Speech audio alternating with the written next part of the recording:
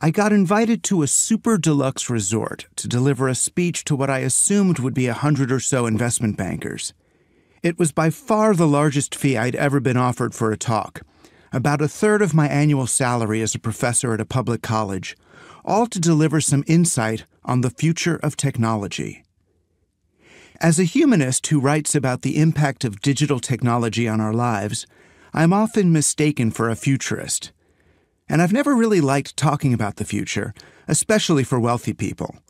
The Q&A sessions always end up more like parlor games, where I'm asked to opine on the latest technology buzzwords, as if they were ticker symbols on a stock exchange. AI, VR, CRISPR.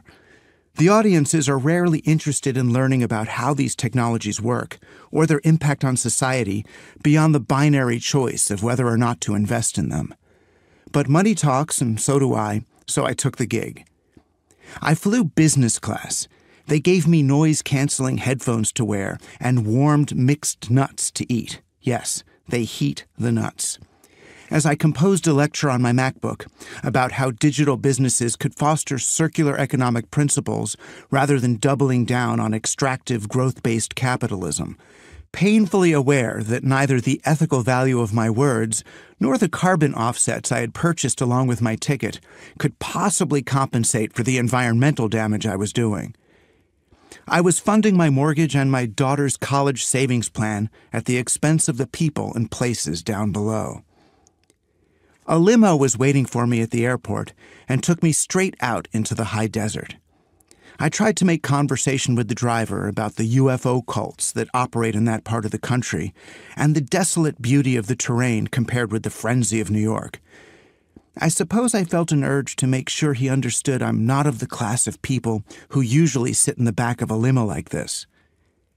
As if to make the opposite point about himself, he finally disclosed that he wasn't a full-time driver, but a day trader a bit down on his luck after a few poorly timed puts. As the sun began to dip over the horizon, I realized I'd been in the car for 3 hours. What sort of wealthy hedge fund types would drive this far from the airport for a conference? Then I saw it. On a parallel path next to the highway, as if racing against us, a small jet was coming in for a landing on a private airfield. Of course. Just over the next bluff was the most luxurious yet isolated place I've ever been. A resort and spa in the middle of, well, nowhere. A scattering of modern stone and glass structures were nestled into a big rock formation, looking out on the infinity of the desert. I saw no one but attendants as I checked in, and had to use a map to find my way to my private pavilion for the night. I had my own outdoor hot tub.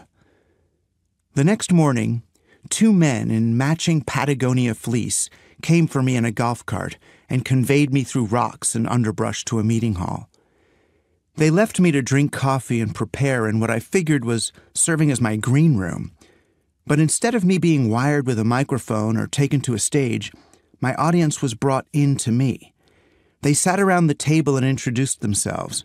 5 super wealthy white guys, yes, all men, from the upper echelon of the tech investing and hedge fund world. At least 2 of them were billionaires. After a bit of small talk, I realized they had no interest in the talk I'd prepared about the future of technology. They'd come to ask questions. They started out innocuously and predictably enough. Bitcoin or Ethereum? Virtual reality or augmented reality? Who will get quantum computing first, China or Google? But they didn't seem to be taking it in. No sooner would I begin to explain the merits of proof-of-stake versus proof-of-work blockchains than they would move on to the next question. I started to feel like they were testing me, not my knowledge so much as my scruples. Eventually, they edged into their real topic of concern. New Zealand or Alaska? Which region will be less impacted by the coming climate crisis? It only got worse from there.